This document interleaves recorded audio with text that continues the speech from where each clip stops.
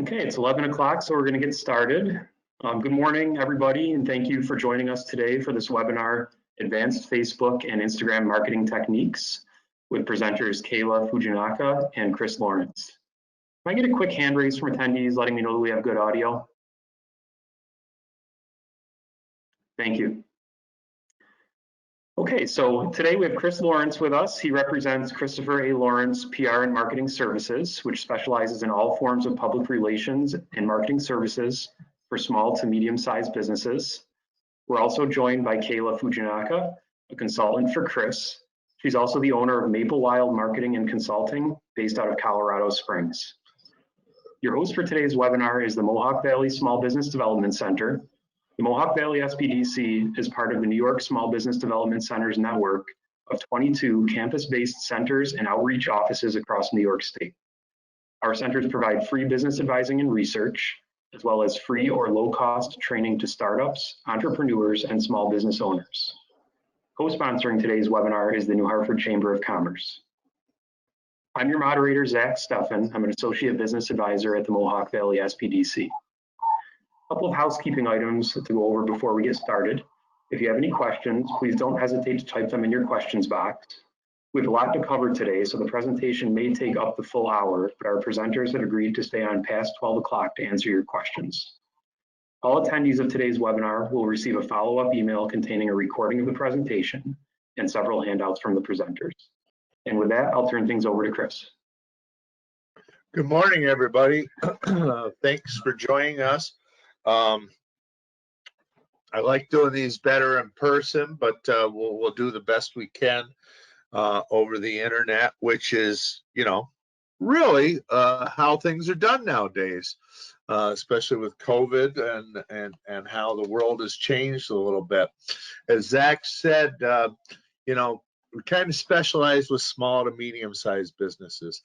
Kayla and I have been working together for quite a few years now, and I call Kayla the social media guru. Kayla knows more about social media and stays involved with it, and she has her own business now, and she's really an expert at it. So Kayla's going to do the bulk of the presentation.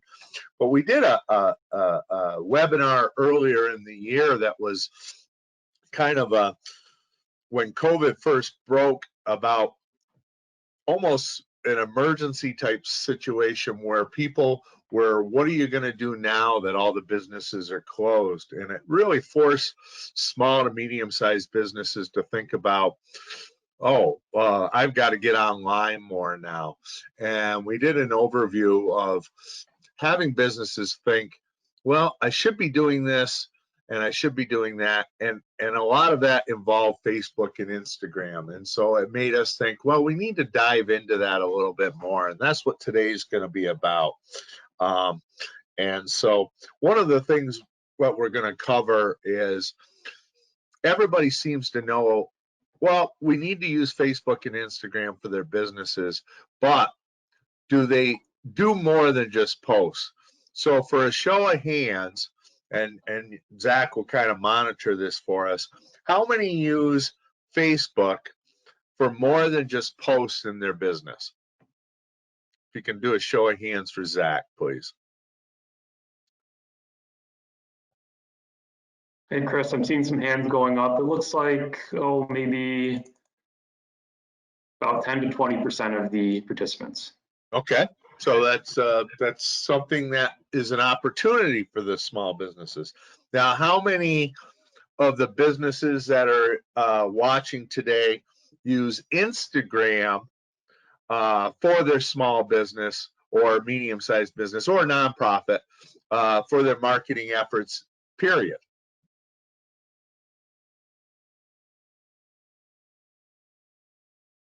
Looks like only a handful, Chris. Okay, so we got some great opportunities here that Kayla is going to walk us through, because this is really where businesses and nonprofits have the opportunity to take their marketing to. What was traditional marketing, TV, radio, newsprint, things that would be still have a place, has been replaced with online digital marketing. And this is the place where you can do this. It's cost effective. It gets better results. And in a lot of cases, you can do this on your own or with a little help from people such as us. But we're going to go through this in a very rapid pace. So, Kayla? All right, let me switch to the next slide here for you. The first thing we always tell people when we're doing this is, you know, it's not just about posting and trying to get sales and all these other type of items. It's, Kayla uses the term here, building the blocks of social success, but it's about relationship building. You're building a relationship with your customers. You're building a following. It's more than just trying to post an ad like you would on TV or radio or newsprint. You're trying to engage. You're trying to entertain. You're trying to inform. You're trying to attract. You're trying to get people so that they actually want to go to your Facebook or your Instagram page or any other social media platform and see what's going on, but then also interact with you on it. Okay, so I'm gonna just keep kind of rolling along here. So, and if I talk too fast or you have questions, write it down and make sure that you get with us at the end of this presentation. I'm actually also going to turn my face off just because it's distracting me.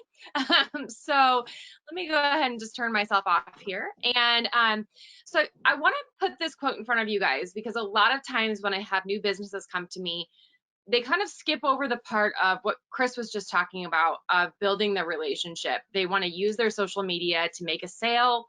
They want it to be quick. They want it to be easy. And as much as I get all of that, and trust me, I do, there's a lot more behind it that will speak to people more if you view yourself in this manner. So read through it, let it sink in, print it off, put it on your wall.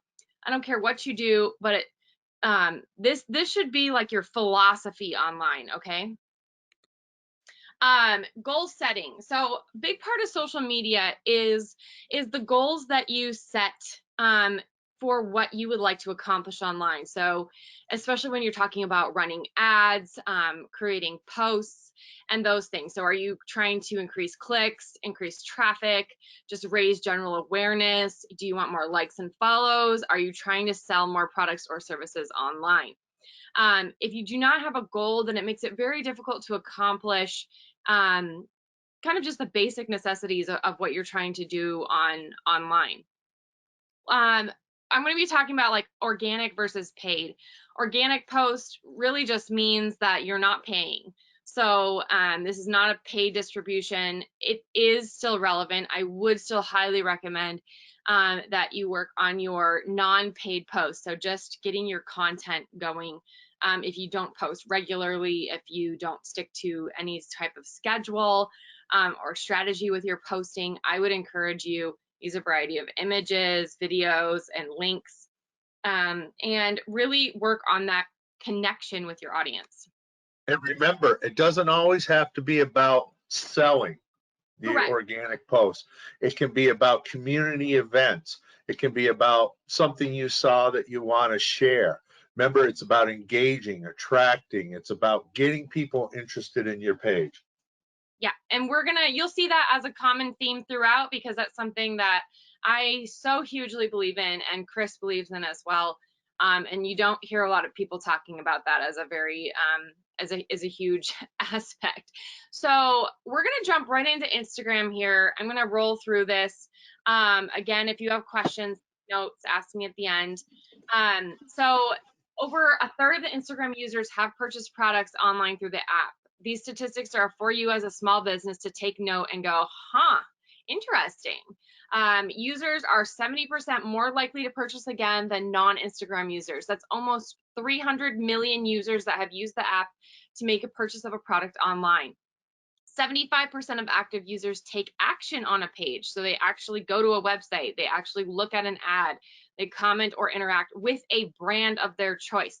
So this is saying 75% of active users, and there's just in stories on Instagram, which we'll cover here in a second, there are over 500 million daily active users on stories alone on Instagram.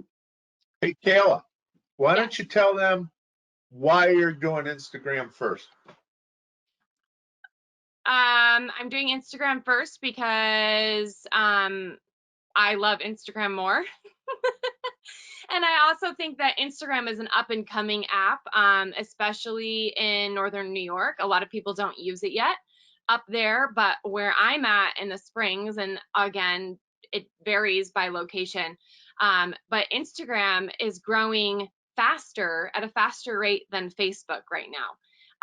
And Facebook owns Instagram, and Facebook's putting a lot of time and energy of their services to Instagram over Facebook. So Facebook now has kind of become like this, almost like an afterthought to the Facebook corporation, whereas Instagram's getting all of the new rollouts and all of the new products and all the new features. And that's because they're trying to stay competitive with apps like TikTok, and they're really trying to reach a larger population. And the businesses that I work with find Instagram easier to use, especially if they are an image-based platform, etc. So Instagram is my love language. I love Instagram, so we're doing Instagram first. But I want to make sure that we get through it so we can get to Facebook and talk about Facebook ads too. So there's a couple common mistakes that people do on Instagram, okay? So they use text without line breaks, or they have organization that's hard to read. So they have like one glob of text. Instagram posts now can feel more almost like a microblog for businesses, especially these days. The captions are getting longer and longer. Now, that's not for every business, but that's just as a kind of by and large aspect. Another common mistake is images that aren't sized properly for your Instagram feed, posting 7 days a week, multiple times a day, never checking your insights, never responding to comments or DMs, never spending time building relationships, spam services like follow for follow, loop giveaways, buy-ins, and a focus on organic growth. So there's a lot of spam on Instagram because, again, that's where everyone's going right now. So the spam is a lot easier to kind of get in. And then switching tactics and brand tone. And I mean brand tone by saying you're talking about two separate coins of your business, and if you don't have a consistent tone to your business and a voice that you use, like, are you funny, are you charismatic, are you serious, do you talk about politics all the time, or do you stick on your business? I mean, there's a lot there that I could really kind of break down, but I don't really have a lot of time to. But these are just common mistakes I see all the time on there. And I will kind of give you some tools to kind of not go down this rabbit hole with these mistakes on there. So your Instagram bio.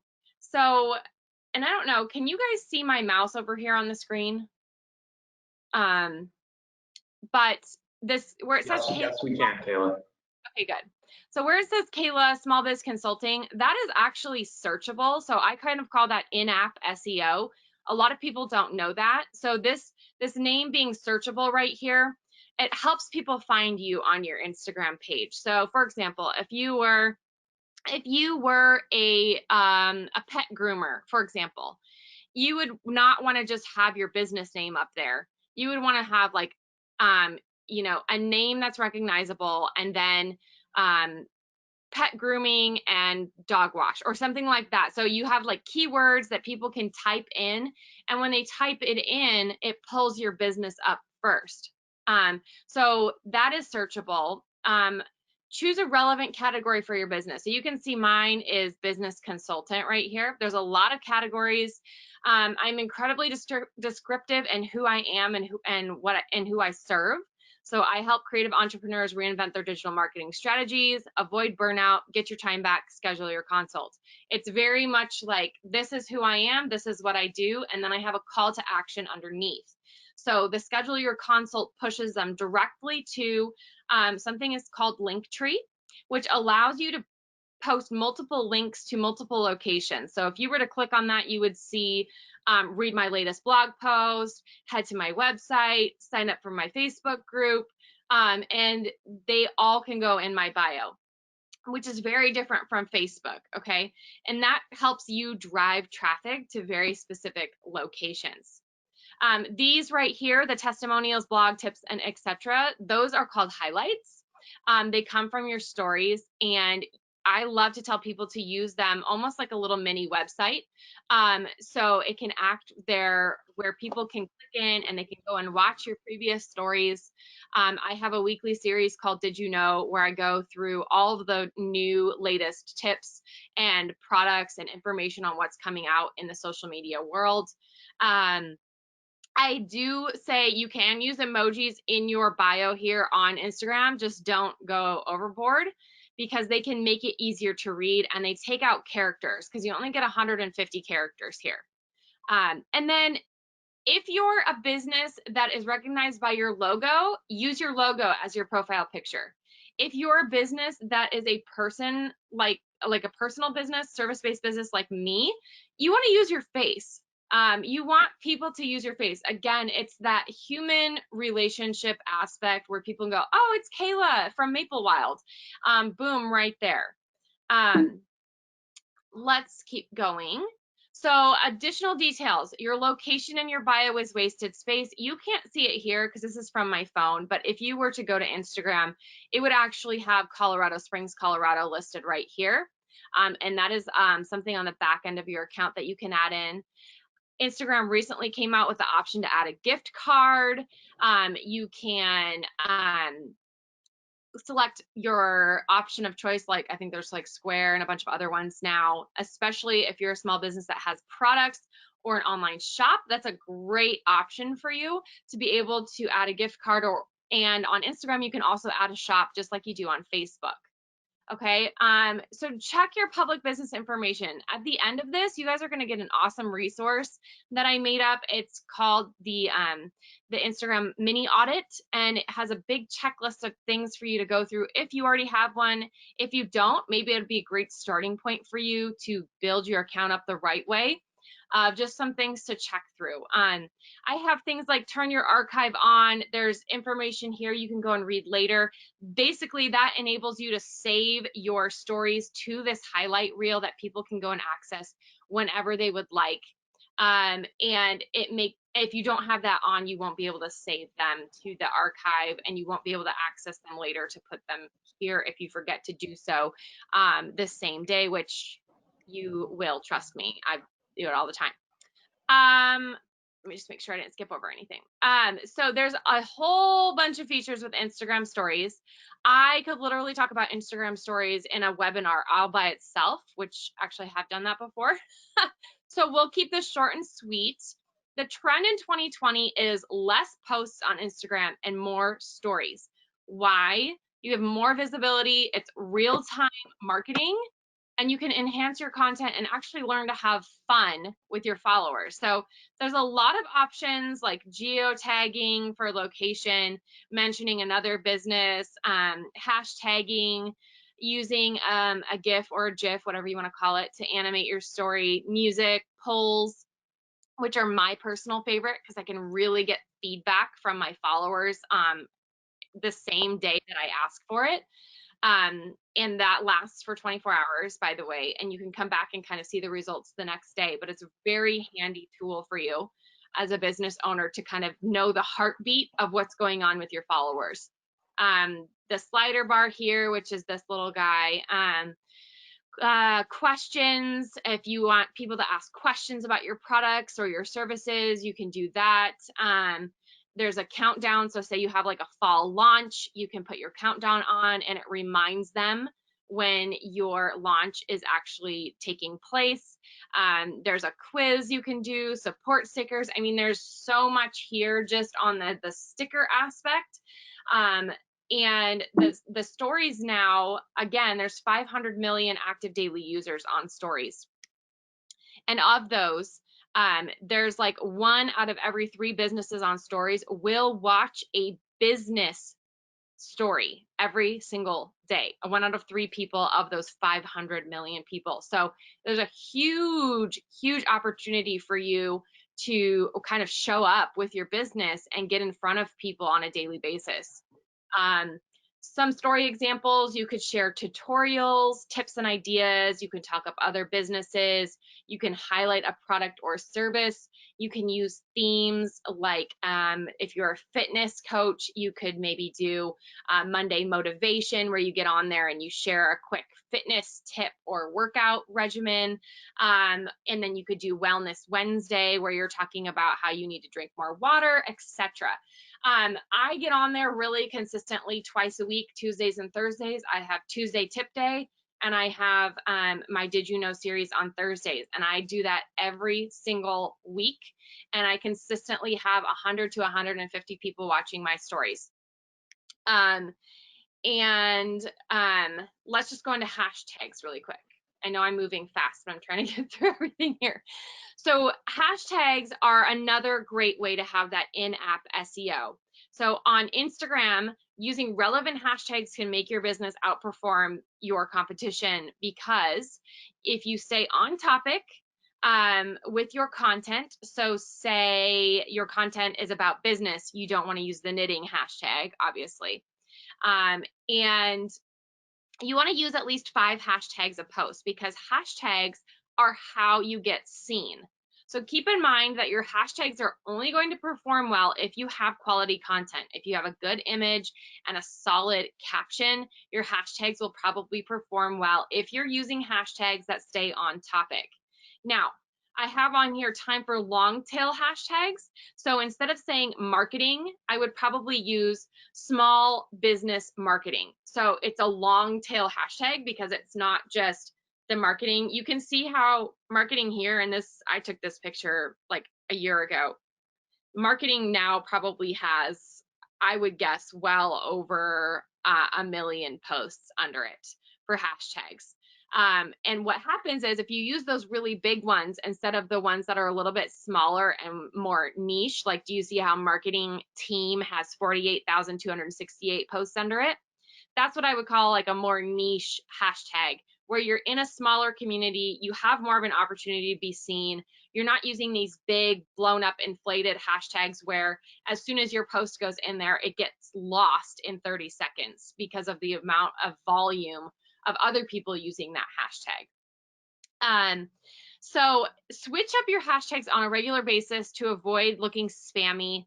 Use them in your stories. You can hashtag your location, like Colorado Springs, Colorado Living, small business Colorado. Like I can use all of those, and you can go and research them ahead of time to see which ones that you'd like to use. Save them in the notes in your phone for easy access, or you can use a scheduling app like Later, like I do. It's free, and you can save your hashtags in there and just easily pop them right into your post. So Reels are the new thing. They are the TikToks of Instagram. So Instagram, again, this is where Instagram is placing a mega emphasis because they're in competition with TikTok. TikTok is the latest and greatest app that's new on the market. There's all of the things about politics going on with it and who will buy it and all of these things. So Instagram saw a great opportunity where they could just kind of slide right in and do something extremely similar. They even paid people to hop over from TikTok to use Reels. And India was the first person to ban TikTok. And guess where Reels was rolled out first? India. And it then went to Germany and France, and now it's in the United States. And this is where Instagram is pushing all of their budget and all of their emphasis. So I've seen a lot of people say, oh my word, Kayla, my engagement. So the amount of people like following my posts and like commenting on things has like massively decreased since Reels came out. And the reason for that is, and if that's you and you are on Instagram, I will just say to you, the more things people have to utilize online, the more you will notice that there are things kind of like taken away from your specific places where you used to have better engagement, because there are more avenues for people to enjoy content.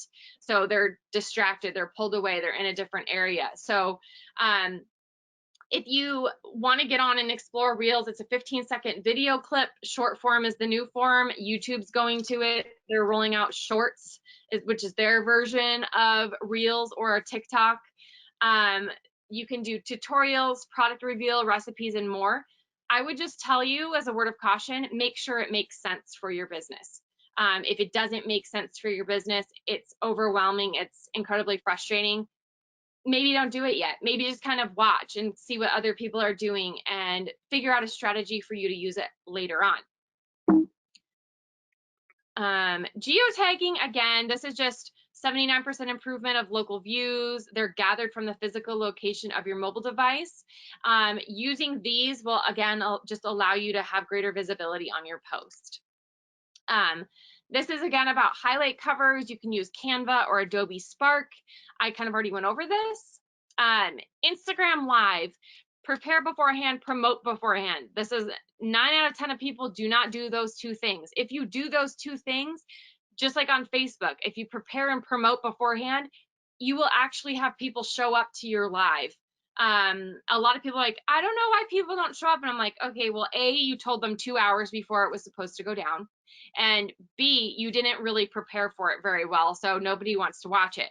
I'm one of those like cold hard truth people, so I apologize if that sounds harsh. But really, I can't stress that enough. If you're gonna go live on video, make sure that you do those two things. And then really use it to launch new products, tease new products, flash sales and promotions. You can collect emails. Again, you just need to be consistent. You need to create an outline, do a test video, start small. Don't try to go live 30 minutes your first time. And then make sure you reward them for coming. So send them a coupon, get them like a freebie, you know, get them involved in your live so they want to keep coming back for more.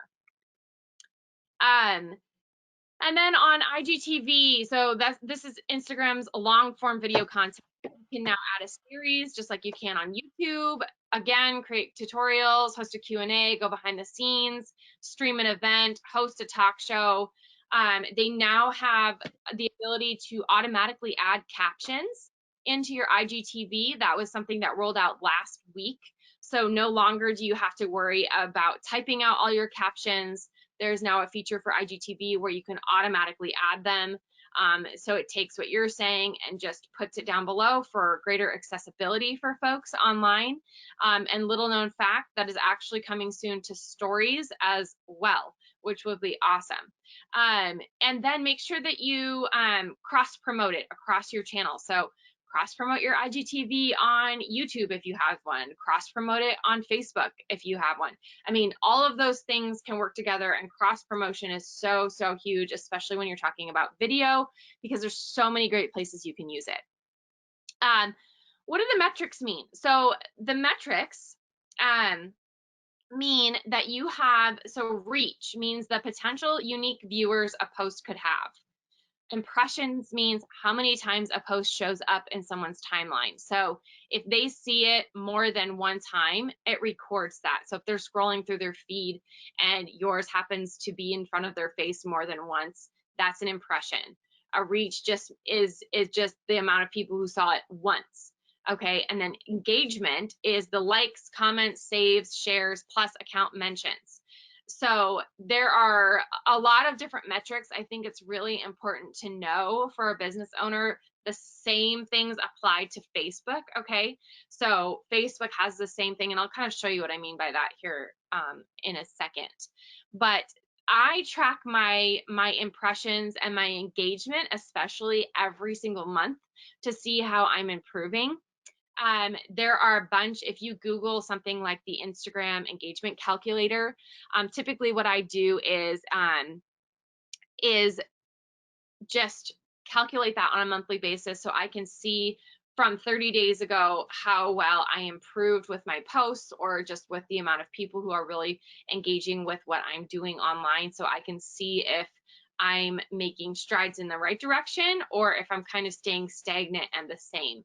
So kind of tracking, especially your engagement, can be really, really, really helpful to you as a small business, especially on Instagram. So Facebook, I want to get right into this because we only have 30 minutes left. So Facebook is not just posts, okay?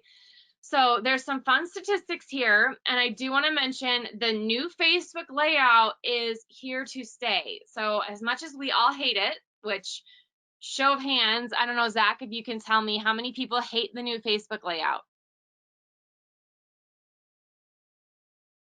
Anybody? I'm definitely seeing some hands being raised. Yeah, that's what I thought. Yeah, so the new Facebook layout, it's staying around. I know there's a lot of people missing some key elements. I know for a while I couldn't even access my ads manager, which was really frustrating to me as a social media consultant. It was really frustrating. However, there is a feature there where you can report that things are not working to Facebook. I have noticed that mine at least got fixed.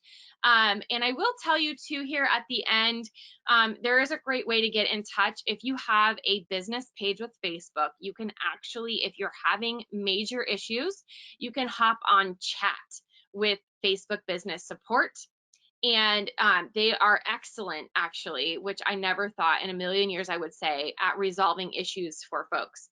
So if you're having a massive technical issue that you need help with, I'd be happy to kind of go through that at the end with you guys and show you how to access that. 7 out of 10 adults in the US use Facebook. 96% of those users prefer mobile usage. 86% of marketers use Facebook for their ad campaigns. So there's a lot of people using Facebook. Behind Google, Facebook is actually the #1 search engine in the world. Okay. So let's just kind of kick into this. So Facebook page best practices. Again, you'll get a handout at the end of this for like a little mini Facebook audit where you can go through, and I have a lot of these kinds of things listed here. So if I'm talking really fast and I kind of breeze over something you really wanted me to talk about, there's a little handout there at the end to kind of give you these same prompts.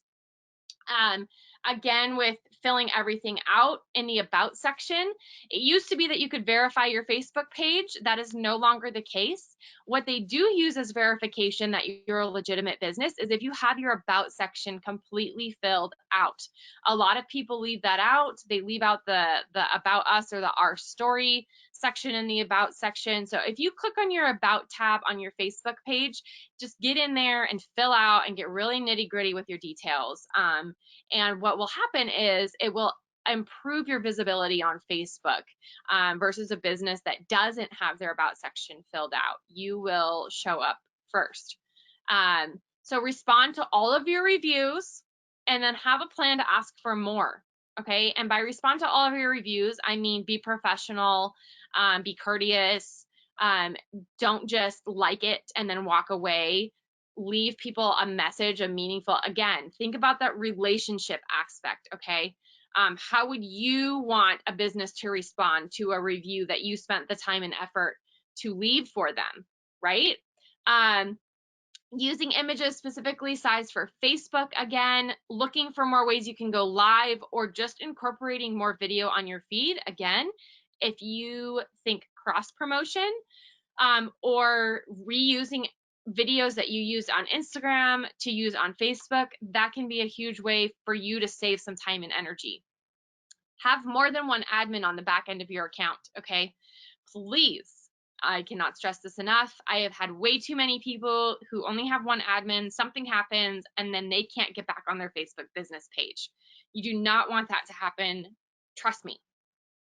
It is a giant mess, and 9 out of 10 times, it's very, very, very difficult to get your Facebook page back if you get it back at all. So have more than one admin. Include a call to action. You can use, there's a huge space on your cover image where there's what I call wasted real estate space. A lot of people don't use a call to action. You can, like, for example, I just made one for a ice cream shop, and it says fall in love with our fall flavors. Click here to view, and on the button on your Facebook page you can push them directly to it's the button on the very top right corner of your Facebook page, and you can push them somewhere specific, and you can use your cover photo to really help you do that.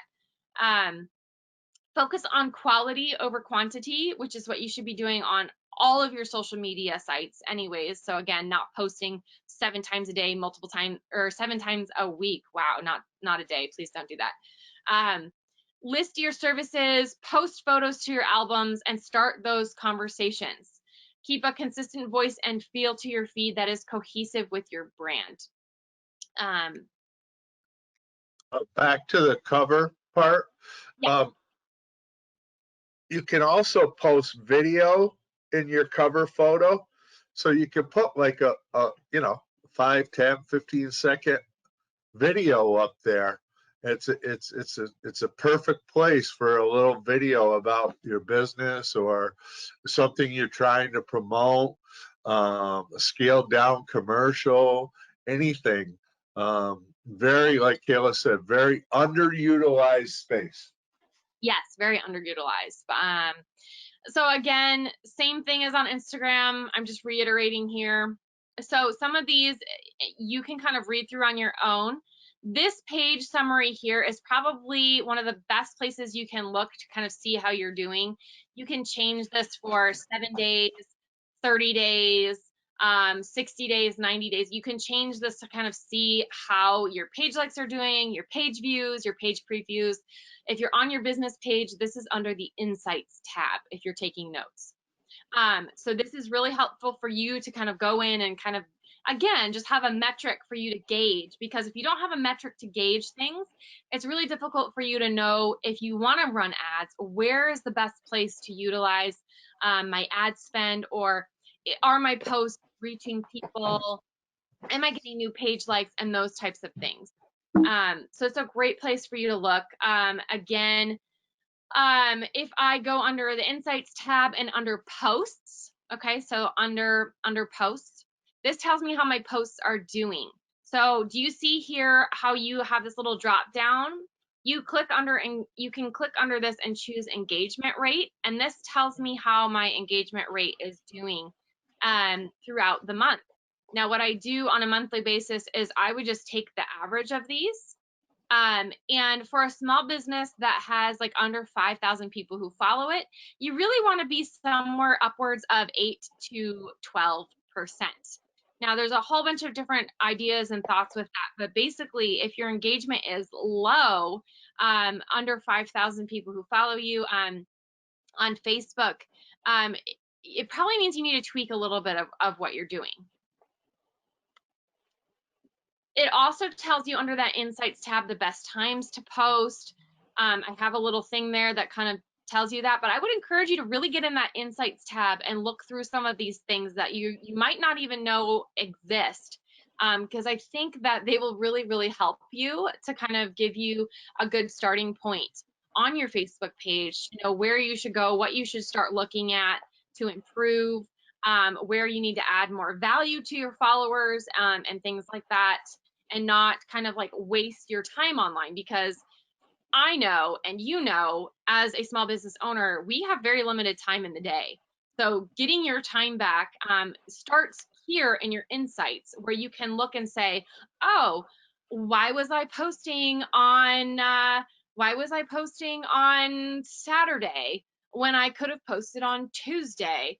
And why was I posting at, 10 o'clock in the evening when I should have been posting at 3:30?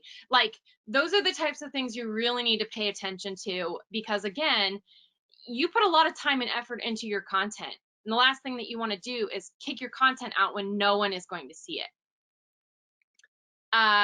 Posts, again, tells you when the most popular type of post, what the most popular type of post is on your page. For example, obviously this one is showing video. And again, I just kind of want to run you through these. Video, we talked about creating a consistent schedule, captions, thinking mobile first, and just putting out that sweet statistic there that Facebook users are 4 times more likely to watch live streams than recorded videos, which is kind of interesting. Maybe you guys didn't know that. And then again, this is a really great place for you to start as far as your ads. So if you're looking at running ads, looking at the people who are your fans, okay, so the top people are your fans, and the bottom are the people that you're reaching. So you can see it's different numbers here. So the fans are 74% women, 25% men. This is actually off of my personal or my business page myself. And the people I'm reaching are a lot closer. So while I maybe would have thought to run only my ads for women based off of my fans, the people I'm actually reaching are showing me different numbers here. And perhaps I would run an ad starting in the 25 to 34-year-old range right here. You can see where that's my best population of people. And I might run it for male and female and kind of see how it does. And we're going to talk about that here in a second. This helps you know how to build an audience for an ad campaign or a boost. So starting here, looking at your people is a very helpful place for you to start. So let's talk about running ads. Again, just like on social media in general, you really want to have those goals. So I want more likes on my page. I want people to know what my business is all about. I want customers to visit my store in person. So make a goal and make a budget. Okay, so even if that budget is $100 a month, make a budget and set it aside. Because what happens to a lot of people is they don't make a budget and then they're like, oh, I can't afford it this month. And then then you have this sporadic, like, oh, I'm going to do one here and then I'm going to wait 3 months and then I'm going to do one here. That does not work. Okay, so you need a consistent strategy towards your ads. So I always tell people you need to give 3 months to your ad campaigns or your boosts. Okay, so a minimum, bare minimum of 3 months. And at least have a budget of $60. So you're spending $30 per ad twice a month, okay? Bare minimum. Because what you want to do on ads is consistency to see results, okay? So patience means that your ads will not mean that you gain clients overnight. So you need to manage your expectations really carefully on ads. Because 9 out of the 10 of the people that come to me, and Chris can totally back me up on this, they say nothing's working after the first ad was out for 5 days and then they quit. So you need to run those ads for 3+ months to see results, and you need to run tests. So this is about experimentation. So does a photo work better than an image? Does 22 to 44-year-olds work better than 35 to 60+? Those are the questions you need to find out when you run ads, and that takes 1, time, 2, attention to the details you're putting out there, and 3, constantly testing the boundaries. And we're going to talk about that here more in a second. She used a phrase earlier on about building blocks. Mm-hmm. Social media advertising, not just marketing, is about building, okay? It's just a very cost-effective way to advertise. So you can't expect to run an ad on a Facebook or an Instagram boost or an ad campaign and expect your phone to ring off the hook. Now you might run an ad that says, okay, I've got something for $4.99 and it was regularly $6.99. Now you may get some calls off of that, but the idea is you're trying to get people to find you that may have never known you existed, but you're doing it for $20 and $30 a pop, as opposed to $1,000, $2,000, $3,000 that traditional methods might have cost. And you're getting them to get used to looking at you, and it's a more direct method because she's going to show you you're targeting people that are already searching on the internet. So it's a very, very building type of situation. So you have to have that little bit of patience. You have to have that consistency. But in the long run, it works multiply more effective than traditional methods and at 1/10 the cost. Yeah, and I will just say too, keep in mind that this is where things are going with COVID. Everything's going online, right? I mean, you guys have probably even before that it was. You know, you look at, this is why Google and Facebook and places like this were born. So even before that, but now with small to medium-sized businesses, that's what Kayla's statement's saying.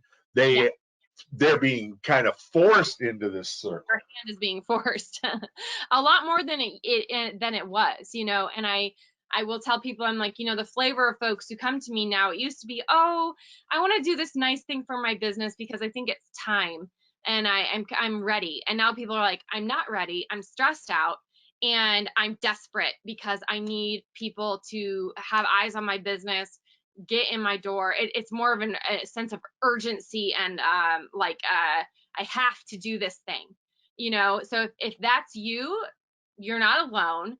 And I'm hopefully can provide you some insight and some tools for you to really kind of get your feet wet. And if you need help, make sure you ask for it. Know your limitations with ads too, okay? That's another thing I really want to say before I get into the rest of this. A lot of people are like, oh, I can do that, it's fine. You're a small business owner, you have limited time, you're only, you know, you're maybe one to three people. Know your limitations, okay? If this is not something where you're like, I'm totally gonna do this, I'm gonna be consistent with it, I'm gonna give it the time that it needs, then you need to work with somebody who can do this for you, or at least get you trained so that you can do it, right? Because you don't, and I'm not doing like a shameless plug for myself, I'm just saying as one small business owner to another small business owner, know your limits and know when you need to ask for help, because at some point in your business, you have to make an investment in yourself as a small business owner, and you have to put that back in your business. And if not now, then when, right? So your ad policies, okay, you have very specific things you need to pay attention to. Facebook loves to not allow, or to what's the word I'm looking for, to not approve ads if you do not follow their very specific ad policies. And I will say they're getting even more specific. So especially if there's any realtors in this group, there are extra things that apply to you for housing. You actually, there's a box you have to check for housing. You've probably already run into that. You probably already know what I'm talking about, but just as a sidebar there. And then there's a lot of things coming out with the elections and things with politics and blah, blah, blah, that is not listed on this list. There are, in fact, Facebook just in the last week came out with their like election, like disinformation policy and all this stuff. So there are a few things that aren't listed on here, but these by and large are the basics of their ad policy. So you cannot say that you know, or make any kind of assumptions about people. No vulgar language, no deceptive claims. You should be using 20% or less text, or your ad will not be approved. Okay, on Facebook, if you were to Google the Facebook overlay tool, for those of you taking notes, the Facebook overlay tool, you can actually upload an image and Facebook will tell you if it will be approved or not, or if it will run okay with the amount of text that is on your image. So again, it's the Facebook overlay tool, and all you need to do is type that into Google and it'll pop right up. So those things are very important to pay attention to. Okay, so start here. If you go to your Facebook business page and click the little promote, okay, this is what you're going to see. These are the options that you would have. I would highly recommend this is where you start. And it actually puts recommendations in front of your face. So get more bookings, promote your business locally, get more website visitors. So if there is, and this might look different on your account versus my account because we have different businesses and different metrics that Facebook is basing these recommendations off of. So these, 8 places is where I would start if you're a business brand new into the world of ads, okay? Now I will say, I did have somebody try the automated ads and they said that they liked them. So you put a budget in and Facebook just kind of creates a plan for you. And they were like, I didn't want to have my hands on this constantly, and I needed something out there on a monthly basis. And I think I paid like I don't even remember what it was. It was like $3 a week or something like that for an automated ad. Now, I will say if you have to do that, go for it. However, I would say it would do a lot more for your strategy and for your overall ad just review and strategy overall if you kind of say, okay, I need to do a page promotion. Let's see how that does. I need to do a boosted post. Let's see how that does, so that you can kind of keep more of a hand on what's happening with your ads, so that you can actually see what's working and what's not working, instead of just having Facebook pick something at random for you. How to boost. So 9 out of 10 times the place we start people is with boost. So you click on boost from a post that you put out. And again, a little sidebar here, if you do a boosted post, Chris always likes to tell people to let it marinate for a couple of days before you click that boost button. Because if it's not going to do well just as a regular organic post, when you click boost, guess what? It's going to be a complete dud. So if your post is doing really well, you're getting likes, you're getting comments, you're getting shares. When you click that boost button, it's going to do well because Facebook recognizes it as an ad that will have relevance to people, because it's already relevant to people on your page. So it'll cost you less money and it'll get boosted to more people automatically, just for that simple reason. Plus, then you're taking the boost and you're going to use it to find people that don't know you exist. A whole different target audience. Right. So with that audience, you're going to choose that audience. Oops, sorry. Think about your demographics. Who is it that you're looking for? Gender, age, location. Choose your targeting options. And we're going to talk about this more here in a second, with that specific targeting, because there's a couple little mistakes here that people make with that targeting option. Step 5 is to choose your budget. Step 6, click on boost. And I have here, it will take Facebook less than 5 minutes to approve your post. So as we all know, 2020 has been a weird year. COVID has made it weirder. So I would say what was 5 minutes is now anywhere from 24 hours to 3 days. Okay. So just kind of give yourself, if you're trying to plan ahead, just know that when you click boost, it's not going to automatically boost. So if you're trying to get something out, plan accordingly, I would say. So if you know, it's like those of you who have girls at home and one bathroom, make sure you plan accordingly for the amount of time it's going to take them to get out the door. It's the same thing with your Facebook ads, people. So note that your estimated people reached here will change based on how much budget you're willing to spend. Add more dollars to your budget to reach more people. But if you're testing, make sure you keep your total budget lower. So like the 30, 40 bucks, before you start kicking out ads worth $100 to $150. Okay, you really want to test things for that 3-month period so you can see what's going on. You can kind of gauge what's working, what's not working. Master the basics, okay? Boosting a post, promoting your page, making an offer, all those things on the front of your account there those 8 different options that I listed, those are what I call the basics, okay? And then you can graduate to Facebook ad campaigns. Your knowledge from the basics will help you in building, but yes, you should definitely use the Facebook ad campaigns, okay? Now again, know your limitations. They can be kind of a beast to get through. There's a lot more options there. And that is why I said, yes, you should definitely use them, because the options there are just incredible for small businesses.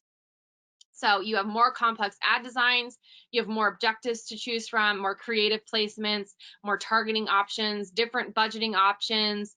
You can schedule your ads in there. There's just a whole host of things on the back end, what I call the back end, which is your Facebook ad campaigns, that you don't have for the page promotions and the boosts and those types of things.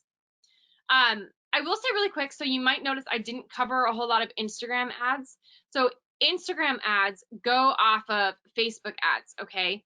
So what I would recommend, there is an option there under placements when you're running an ad where you can choose Instagram only. So if you know your Facebook ad campaigns, you can decide to run an Instagram only ad by just simply clicking out of all of the Facebook placements and choosing Instagram only. And that way you can kind of see what's working for you on Instagram versus Facebook. So I always like to tell people you should run like an Instagram only ad and take Facebook out of the equation and see how it performs. And note that if you don't do that, every time that you run an ad campaign on the back end, so not a boost, not a page promo, not any of those things, okay, anytime you do an ad campaign, it will automatically be placed as long as your image is sized properly for Instagram, okay, and you can just simply Google the image size that you would need for an Instagram photo, but it's typically like, I believe it's like 1090 by 1090 pixels. You can really just depend on that being automatically pushed to Instagram from a Facebook ad campaign if your image is sized properly for Instagram. And all of those placements, typically there's like 13 to 15 placements that Facebook automatically puts you in, depending on your image size. So just so you know that, and that includes like Instagram stories and Instagram feed. So try running an Instagram only ad. These are often overlooked, okay? Location.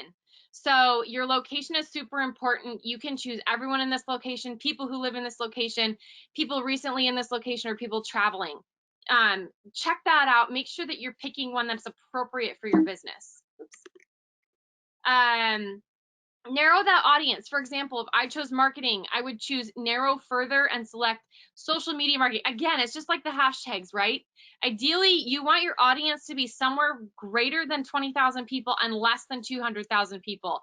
Why? You want to pinpoint people who will actually convert, aka purchase from you.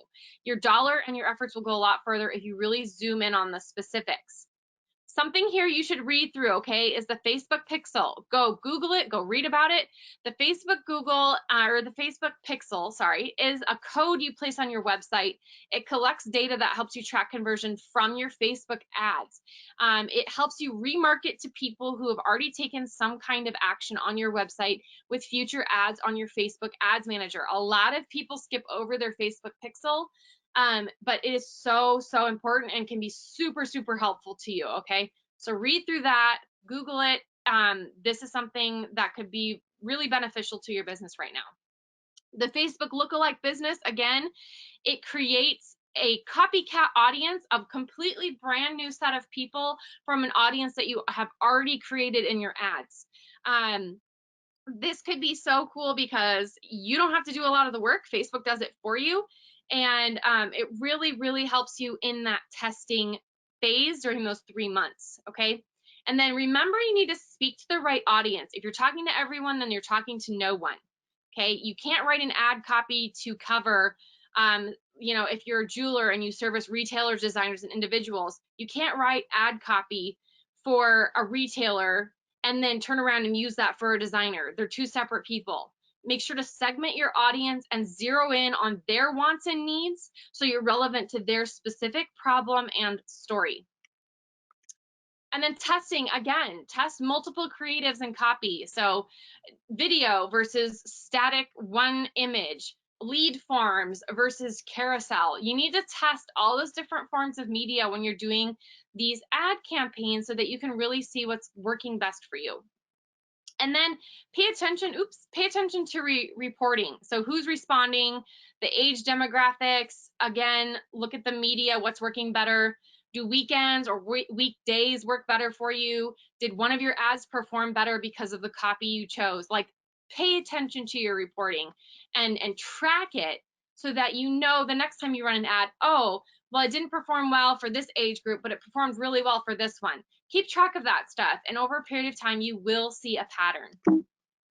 And then remember, okay, your ads are to collect, warm, and lead people to a vibrant social community. And I say community because it's all about relationships, right? Or a functioning web page. No matter what kind of ad you put out, the page people come to after has to look appealing and cohesive as part of your brand. If it doesn't, you're wasting your dollars, okay?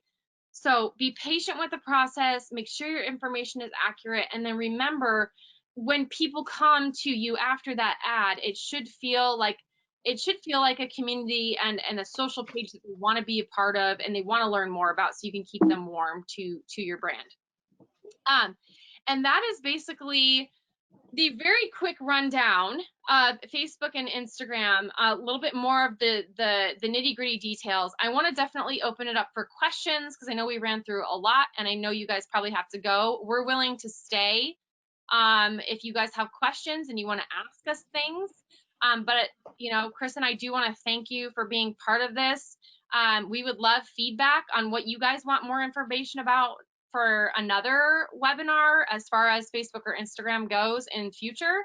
It helps us kind of build these out to know what you guys need. And Chris, do you have anything more you want to add to that? No, like I said, if people have questions, Zach can go through them. I mean, we really breeze through a lot. We're more than happy to get into detail. Absolutely. Okay, thanks, Kayla and Chris. That was certainly a lot to cover within an hour, and thank you very much for that presentation. We do have quite a few questions here, so I'm just going to go ahead and start running through them. First is, I am a service provider, care and case management for seniors. Does Instagram make sense for me?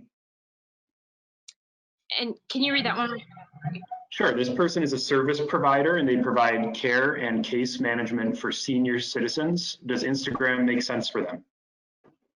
Yeah, I mean, absolutely. I mean, again, I think you have to gauge, like, who are you trying to reach? Are you trying to reach their kids? And remember the audience that you're trying to put yourself in front of.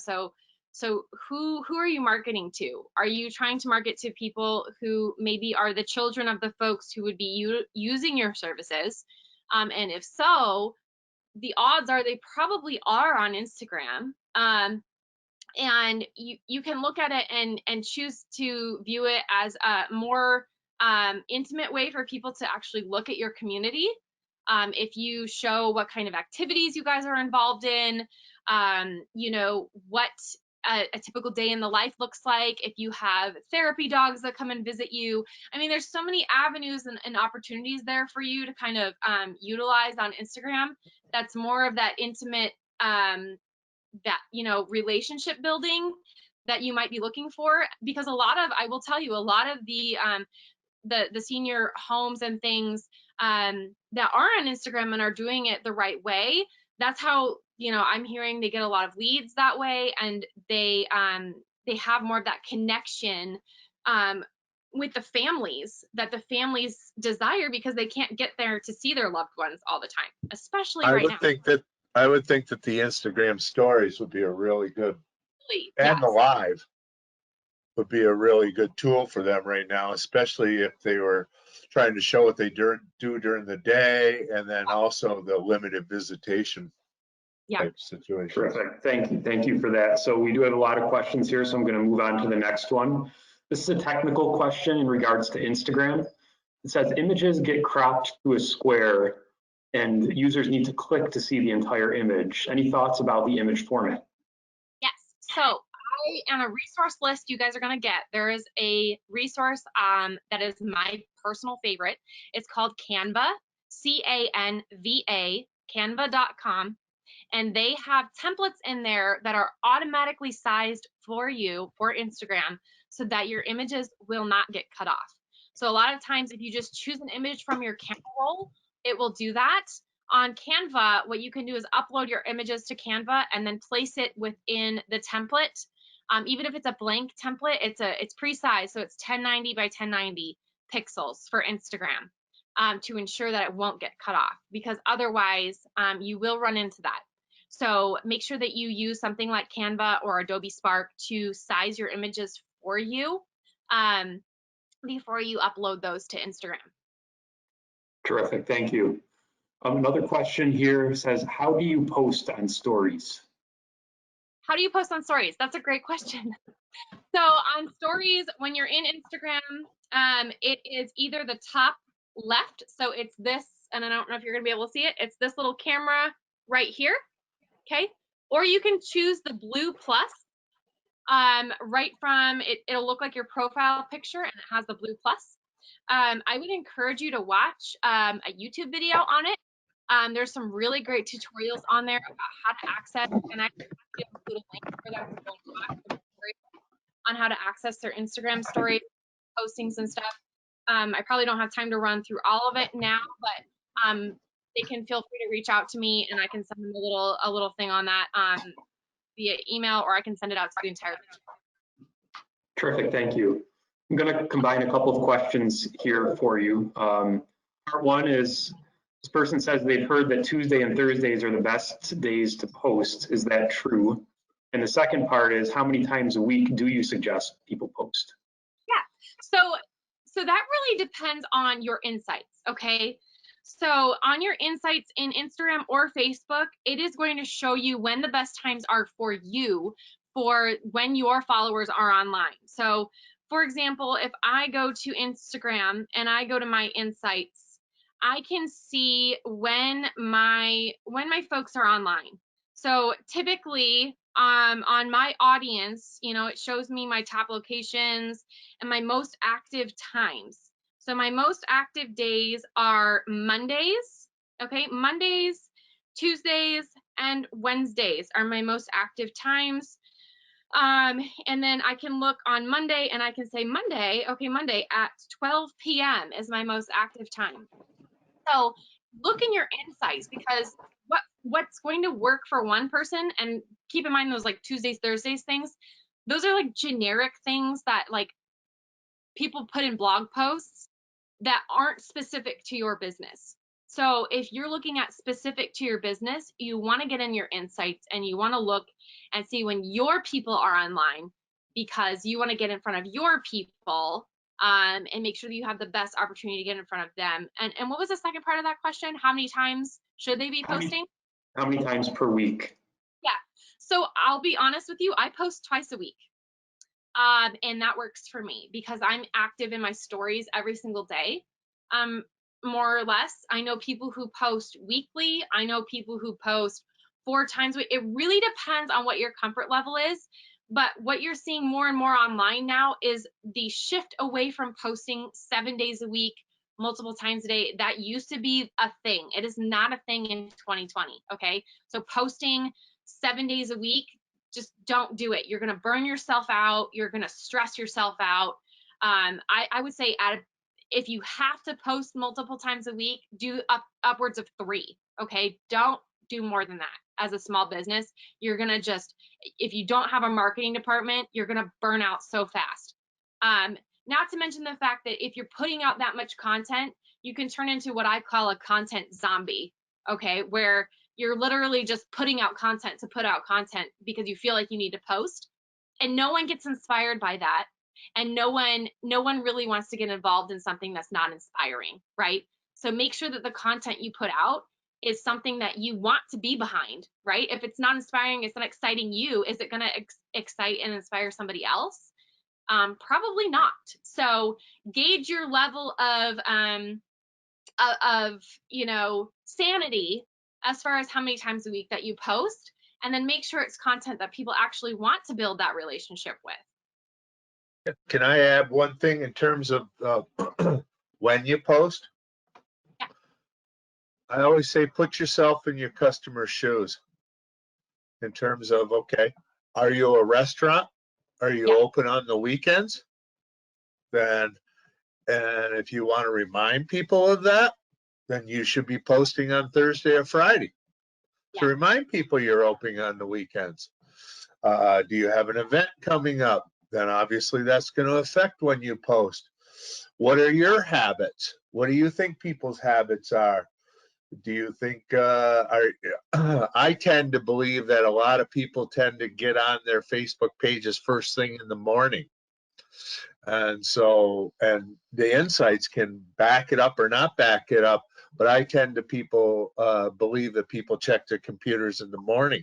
So Hootsuite and things like that are great because you can have posts scheduled so that they hit 6 o'clock in the morning.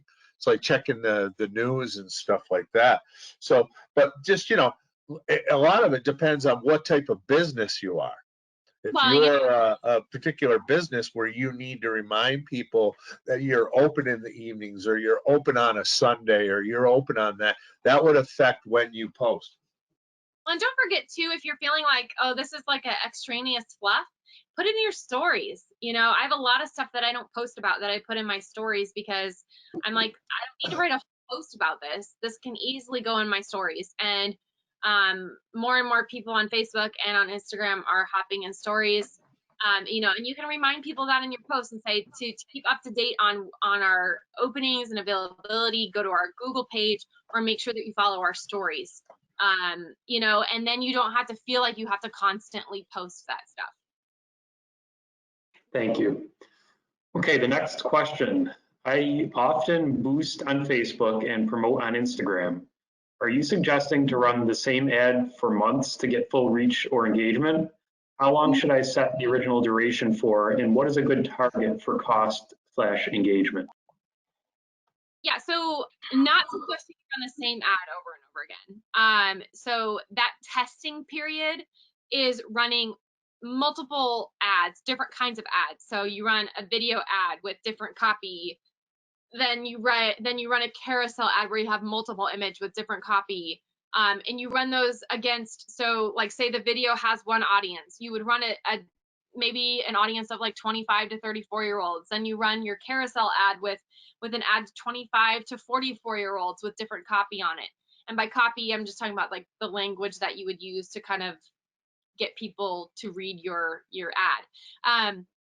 Those are the different things where you'd stack those against each other over time, over a period of 3 months. So you really want to just do as many different kinds of ads as you can to see how they're going to perform for you online as far as your audience goes, the keywords that you picked for targeting, and those types of things. So definitely don't run the same ad over and over again for a 3-month period, because that's not going to tell you anything. You're just going to be getting varied results on the same exact ad. So I forgot what the second part of that question was.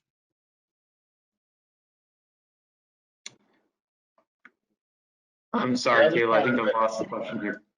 Yeah, the other part of it is basically you don't have to run an ad every week either. Okay. No. We tend to run things where, okay, you might do your organic posts, and then while you're doing that, you might run an ad or a boost twice a month, like every other week type thing.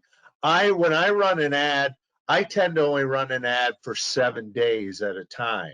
I don't run an ad for 2 weeks at a time. I tend to run an ad just 7 days, and then I can change it, see what it is. But then I don't run an ad right on its heels again.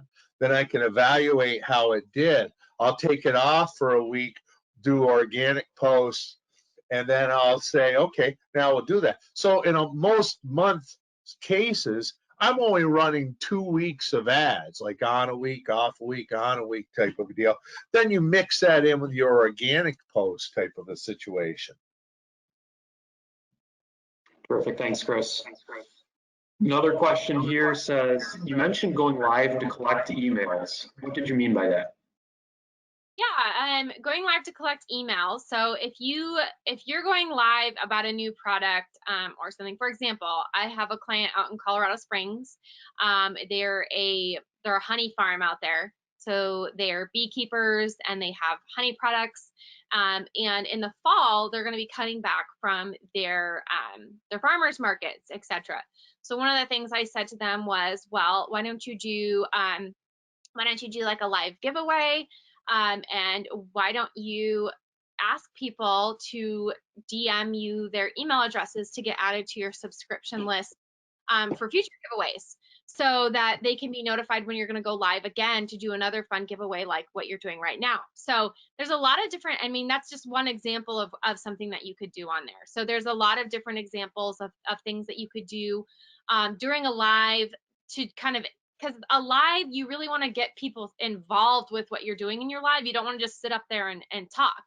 So you want to get them to say, give me a thumbs up below, or, put your email address, or DM us your email address, or do you want to be on our email subscription, and then give me a thumbs up, or like this emoji, like getting people involved in your live by asking questions, by getting them to give you something in return, and then you're giving them something because it's a giveaway or it's a freebie that they can get involved in. So there's a whole host of things you could do there. Terrific, thank you. The next question says, what do you recommend a small business owner do before starting Facebook advertising? So what steps should they take prior to starting to advertise on Facebook? So that little mini audit you're gonna get, clean up your account. So before you run ads, you should make sure that everything looks cohesive, that you are consistently posting quality contents to your feed, that you have, your category is accurate, your business hours are up to date, you have a good profile picture, a good cover image, your about section is completely filled out. Make sure that your things across the board are up to date, especially if you're pushing them to like a landing page on your website. Just make sure that things look clean before you run something like an ad campaign, because people are going to go and look you up, right? It's like your little resume out there to the world is what people can see online. And it's very, very important that you kind of get that cleanliness dialed in, at least to a point where you look like a cohesive brand across the board to folks. And if you don't, or if you don't even know what that would look like, there are people out there like me or like Chris who can help you kind of see what other people are seeing about your business online, right? So you get a good starting point of, hey, what do I need to clean up? What's out there? What do I look like to other people right now? And that can be very beneficial to your business, because oftentimes you just have too much eyes on all the time, and maybe you can't even see it anymore.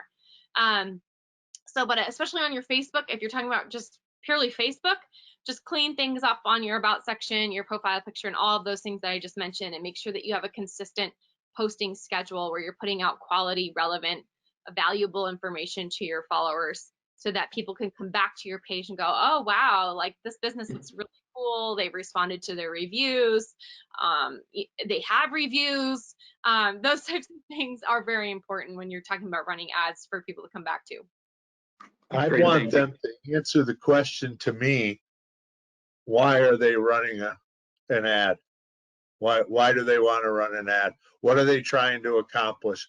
Who are they trying to reach? What's the purpose of it? Besides all the stuff Kayla just said, I want them to have that conversation with someone, whether it be me, Kayla, a friend, someone, because I want to know what they're trying to do. And they need to have that frank conversation, and then you get into the logistics of it. Great, thank you. So we still have quite a few questions. We're going to continue to work our way through them, and thank you to everyone who's stuck with us so far. A few sort of quick technical questions here for you, Kayla. The first is Instagram usage mostly mobile? Yes. So Instagram is mostly mobile. However, there is a creator studio that you can use on your desktop. You do have to have a creator account, okay? And there are more and more things that Instagram is doing to include desktop capabilities, like your DMs, for example. You can now check on a desktop and respond to your DMs via a desktop. But a lot of the features and capabilities are all right in here. So you have to really be okay using a mobile device. And that is what Instagram was designed for. Thank you. Another quick technical question here. Do hashtags add to character count?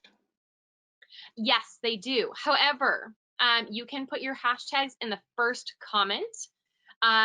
Something I really like to do is on the account that I use called later.com, later.com. You can save your hashtag captions, and then there's actually a feature on there to add a first comment for auto publishing. So it automatically publishes to your Instagram account for you at the time that you specify.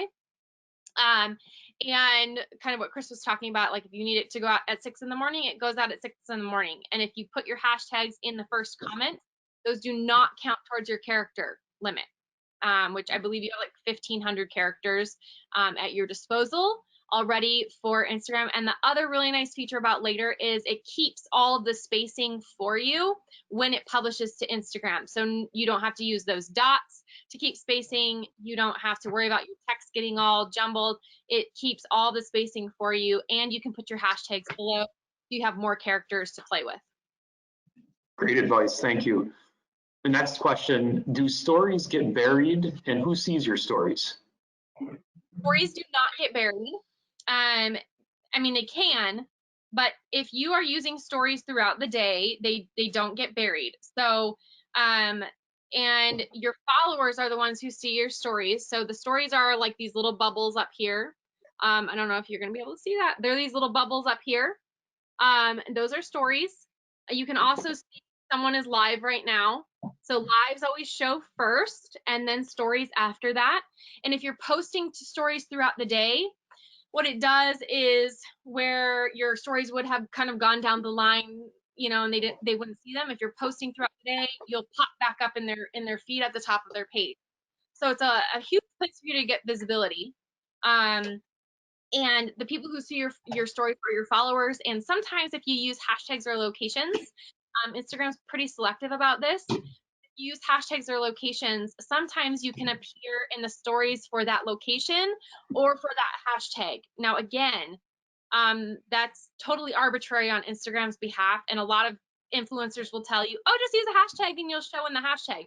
That's not always the case. So big disclaimer there. Thank you. Okay, the next question, this relates to Facebook. Is it better to boost a post or ad for longer with less daily budget or a shorter period of time with a higher daily budget?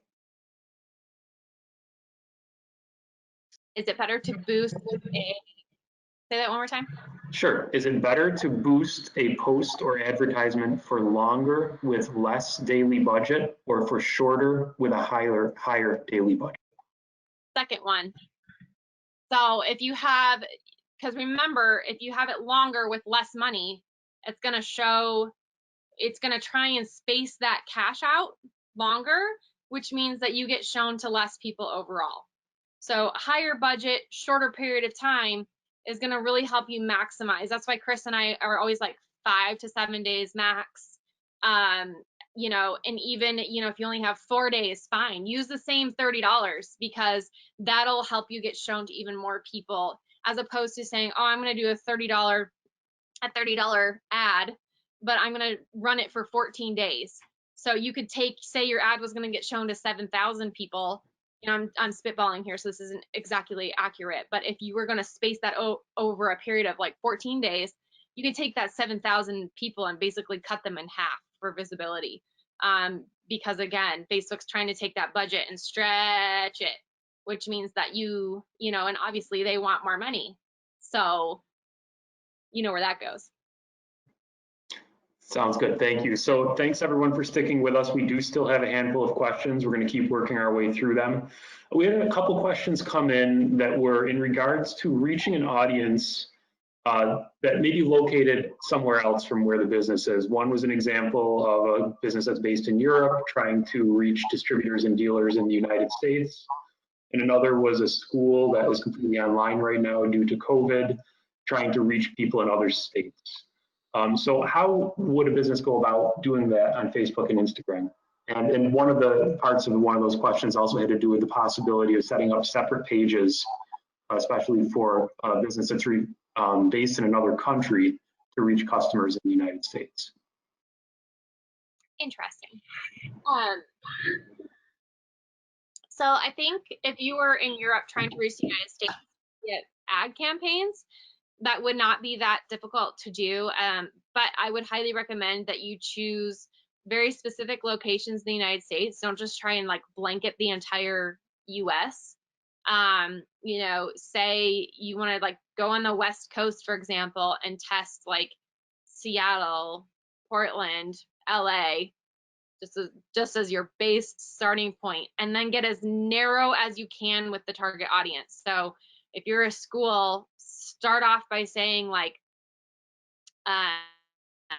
something very generic at the top and then narrow it from there. You know, like if it's school, then you go virtual academy, and then like try and get as specific as you can on the targeting in those like bigger metropolises. But I would not try to, because again, if you're starting off with a smaller budget, right, as a small business, you don't want to say, oh, I'm going to blanket the entire United States and hope I get something, because it's going to take that budget and try and blast it, you know, the $30 across the entire United States. So really thinking about, okay, how can I like pinpoint target locations and keywords so that I maximize my dollar spend?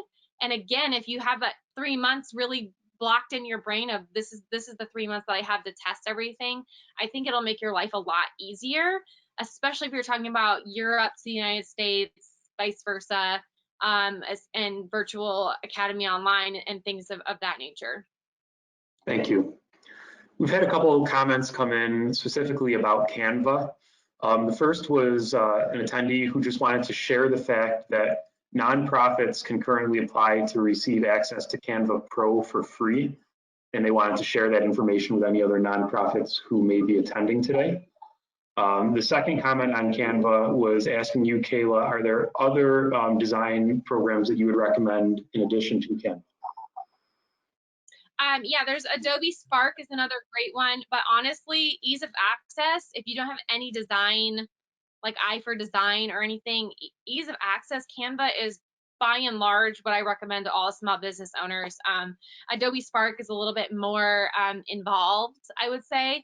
Now, if you're looking for like specific things like design for your Instagram stories, there are some really great apps out there, I have them in my resource list that you guys will all be getting. So there's some really good options there for you. Some free resources for photos, because again, you want to make sure you're using non-copyright images. So don't just Google an image and use it. Please don't do that. There's like Pixabay, and then my personal favorite is Unsplash. And again, that's going to be in my resource list that you guys will all get as a handout.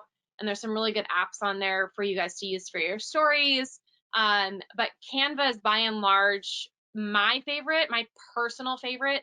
And Adobe Spark would be my second pick. Thank you. Another question says, you mentioned there was a way as a business that we could chat with Facebook help. How does a business do that? Yep. So on Facebook, you can go to, I believe it's business.facebook.com. And there is a way on there to chat with a representative. So if you're going, and I can kind of send, what I can do is I can record a Loom video. It's like me screen capturing my screen, and I can send that out to you guys via Zach. If that would help you, guys, I'd be happy to do that, because not a lot of people know how to get in there and how to access that. And if you need help with that, I'd be happy to help you with it as well. You can contact Chris to get to me, and we can help you if you have a really super huge technical thing you need help with. Like I just helped somebody get their Facebook business page. She wasn't able to access her ad campaigns, or to even post to her own page, and we got that fixed for her. So there's a lot of things that we can do there, but again, I'd be happy to either screen capture, or if you need technical help, you should reach out.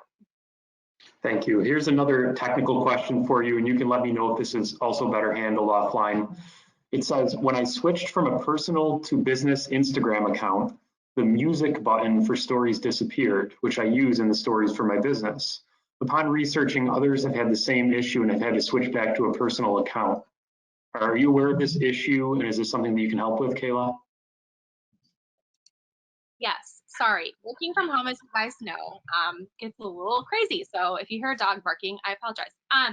So the Instagram music button, yes, it's very frustrating. It has disappeared. It used to be where you could actually tap on where the music button was supposed to be, and it would still your music options would pop up, and now that has also disappeared.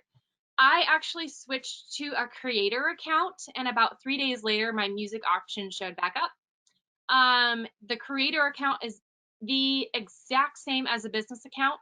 So if you're like, oh my gosh, I don't want to switch to a creator account, that's so scary.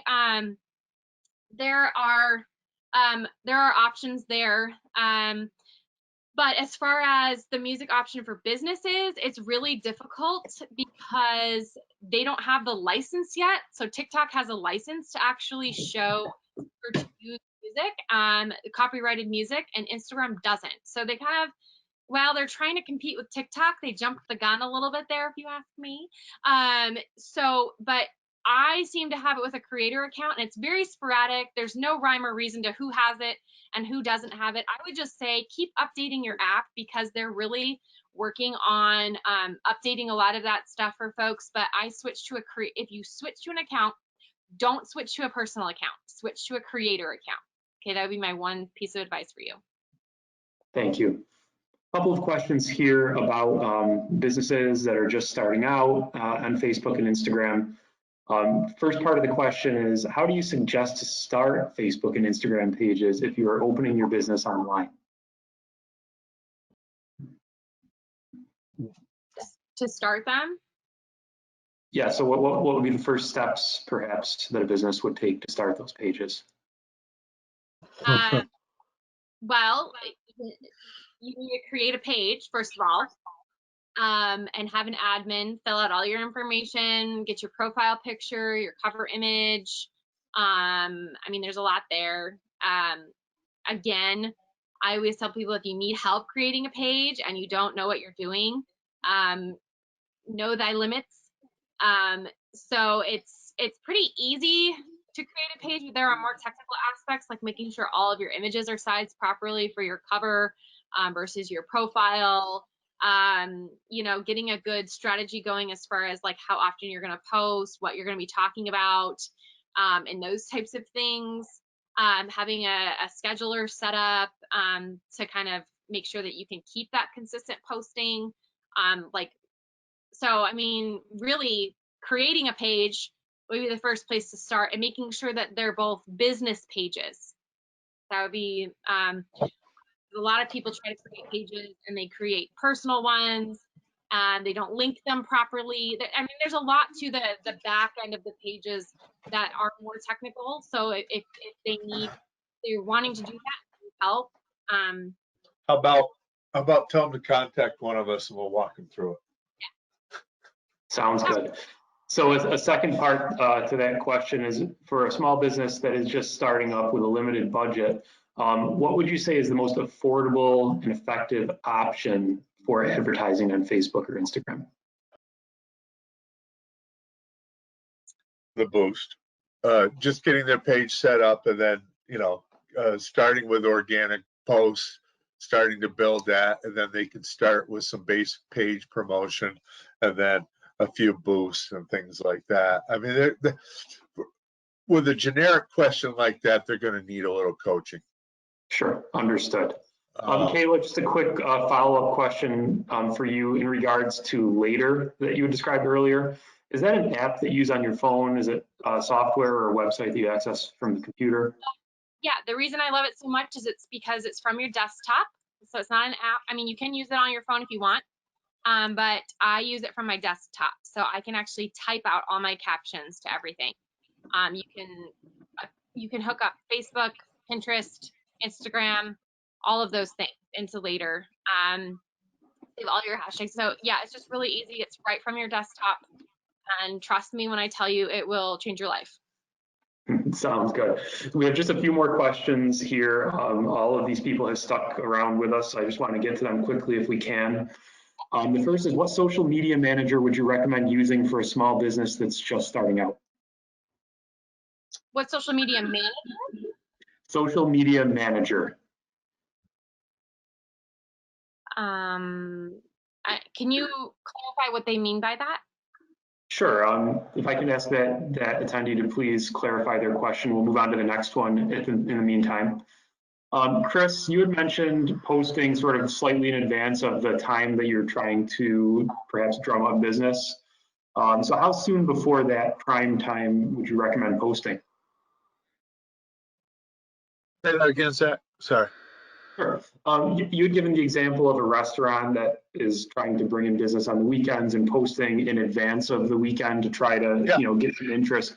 How soon in advance of that time would you recommend that a business post? Well, one, we do it consistently, so we try and do posts every Thursday or Friday to remind people that, something's going on this weekend, or what are you doing this weekend, or, oh, the weather's going to be gorgeous this weekend. Come sit at our outdoor deck, or come see the leaves, or whatever. So it's almost a weekly event that we tie into either a Thursday or a Friday. So it's always a Thursday or a Friday type of a situation. And traditionally we do it on a Friday type of a deal. So that, if they're open on a Sunday, we talk about the whole weekend. If they're just open on a Saturday, we talk about, make it part of your weekend plans, that kind of a deal. So. Terrific. Thank you. Kayla, I received some clarification on the prior question in regards to the social media manager. This person gave the example of Hootsuite. So basically an application that you can use to help schedule and post content. Got you. Yep.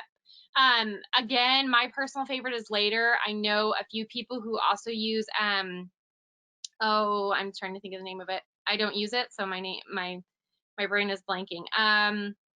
It's the one that you use for Pinterest. I do know that. It really depends on what applications you're on. If your primary source of content is Facebook or Instagram, Hootsuite is for social media accounts where you have maybe like 12 or more. I mean, there's a lot there with some of these accounts really, and again, it depends on your budget, your comfort level. I like Later for small businesses just for the simple fact that it is easy to navigate, it's easy to use, there's not a lot of stuff you have to figure out. I mean, it basically feels like an extension of your Facebook posting platform or your Instagram posting platform.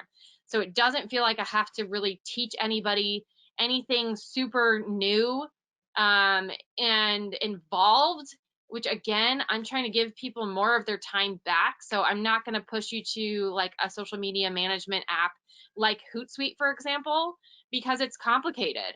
There's a lot there and that you have to kind of finesse and learn. Buffers the same way. I just don't, they're not very like user friendly. A lot of them are more expensive. For example, the free Later is free unless you want to be posting videos and carousel, which is the one or more images.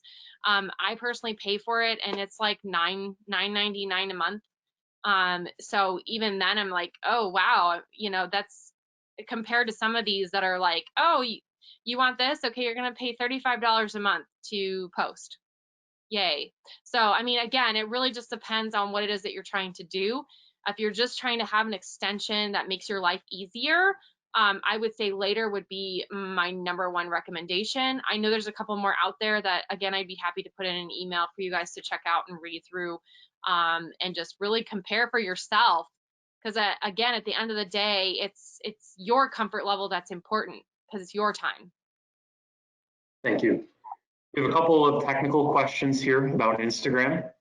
The first says, does the creator account on Instagram give you the same function as a business page? Yes. Thank you. Second is, how do you post to Reels? Yeah, so Reels, you can access right from your stories. There's now a little segment in there, and there's a lot more involved in Reels than I could ever hope to describe here, but there's a timer in there, there's audio, there's figuring out how to time your captions in there. Reels, again, you can either post to your stories or now there's a Reels feed in your actual, like on your actual business profile page on Instagram.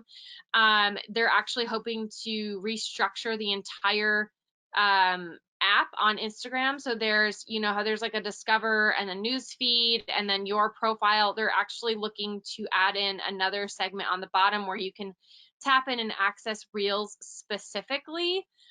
So for any reels that are out there right now, they're kind of all jumbled in with the discover page, which is where you can like find pages that are like your pages. So a lot of what's happening right now with the reels that are being published is people are finding that their reels are kind of blowing up because again, they take up more real estate than the posts in Discover. So that's the thing people are seeing first and seeing the most of, because again, Instagram is pushing it. So if you want to watch a YouTube tutorial on that, on how to access your reels, there's a lot of really great ones out there on that as well, and kind of how to use the timer and all of that good stuff.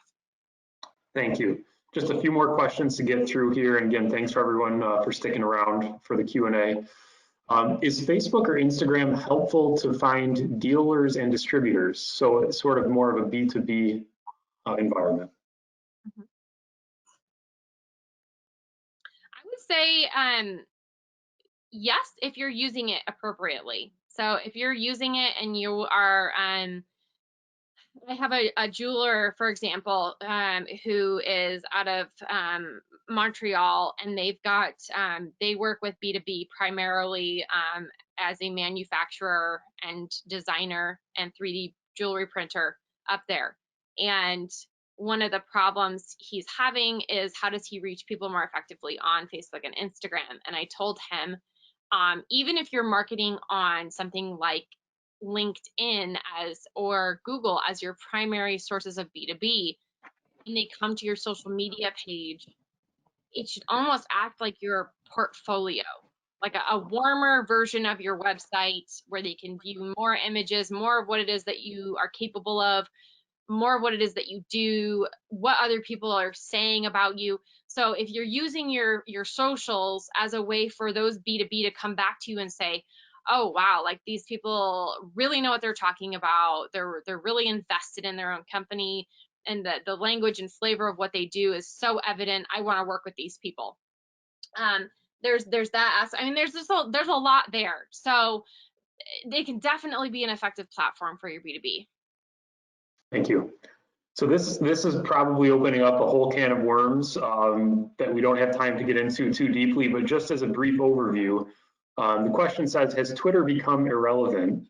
Should I just be focusing on Facebook and Instagram? Yes. Twitter has not become irrelevant. However, it is more of a news and information platform. For example, if you're looking to see what's going on in the news world of like digital media, digital marketing, tech, politics, and things like that, that's where you go. That's Twitter. There's a lot of information sharing there that I find highly valuable to what I do. However, a lot of small businesses, especially in Northern New York, they don't use Twitter. So it's more of an information source versus a posting source, if that makes sense. And the other, why I said yes, was every time we've done an in-person seminar, and we could have done it at the beginning of this, it's huge nationally. Don't get me wrong, it's huge. I mean, you look at every nationally known person, all, you know, millions of followers, millions of posts and tweets and things like that. But when we ask how many people here use it, how many people here, you know, follow someone, it's just non-existent in our area. It's non-existent farther north. It's non-existent in Western New York. So for whatever reason, it just does not have much usage here. So my answer was very simple: concentrate on what is used. And so pick a couple social media platforms on what is used. Don't concentrate on something that is used nationally but doesn't seem to have much use locally. Absolutely, thank you. So we have one final question here, and this is a good way to wrap it up, and it will give you both an opportunity for a shameless plug. And that is, what social media services do you offer, and how can people reach out to you? Go right ahead, Kayla. I do quite a bit. So I do online. One of the number one places I start people is with an online presence audit. It encapsulates pretty much everything of everywhere I can find you online. I look like I'm your client. I peruse all of your sites. I look everywhere I can possibly find you. And I give you back a pretty comprehensive report on that. We go through it together via Zoom. We chat about what your high priority, medium priority, low priority items would be. Low priority items meaning things that could get done 6 months plus, medium 3 months. High priority items are now, like if there's something massively out of date on your website or you don't have a Google business page. If you don't know what's missing, you don't really know what to focus on as a small business. So that is where I really like to start people. And plus, I don't run ads for folks unless I know they're starting from that clean background where things look cohesive, they have a good plan, people can come to their page. I just like to kind of have that kind of running. I do social media ads. I do marketing support on a monthly basis for those of you who need help with social media, whether that's training, consulting, managing. There's a lot there that what I do. If you want, you can go check out my website. It's right here listed on the presentation. I'm also very, very heavily active on Instagram at Maple Wild Marketing, and also on Facebook. I share weekly tips Tuesdays and Thursdays. Right now, I'm a little kind of in between things. I'm in Washington right now, so my stories aren't exactly consistent for the next few weeks here as I'm away from Colorado Springs. But as soon as I get back, and I will actually be having a podcast come out soon called More Coffee, Less Drama. And you can actually find me on Spotify and Apple Podcasts right now if you want to listen to the trailer.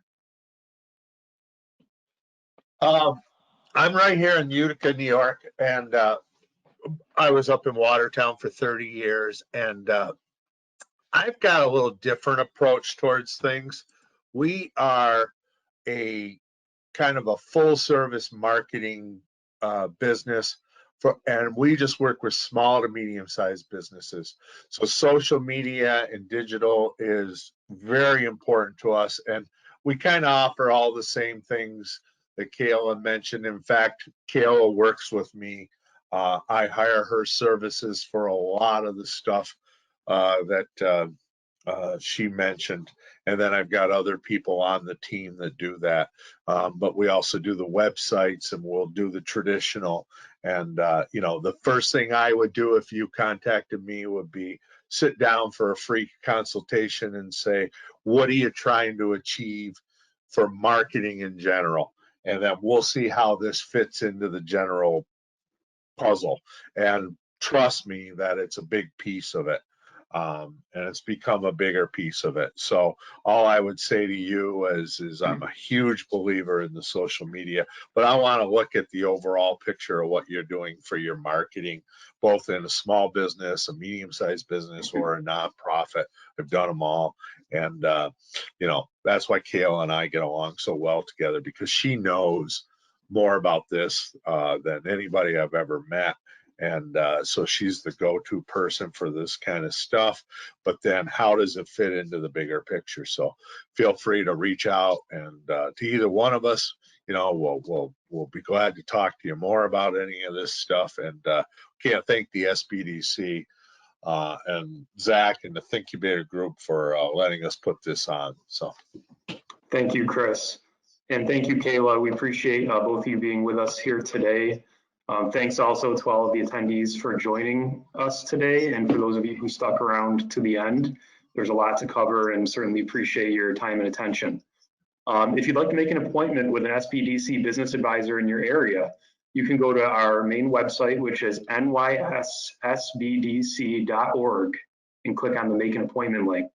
If you'd like to make an appointment directly with a Mohawk Valley SBDC business advisor, you can fill out our intake form located at thinkubator.co/intake. That's thinkubator.co/intake. You may also call our office directly at 315-731-5884. We'll be sending a follow-up email with a recording of this presentation and the handouts Kayla mentioned in 2 to 3 days. After you exit the webinar, a survey will pop up, and we'd appreciate if you could take a moment to fill it out. Thanks again to everyone for joining us today, and have a great afternoon.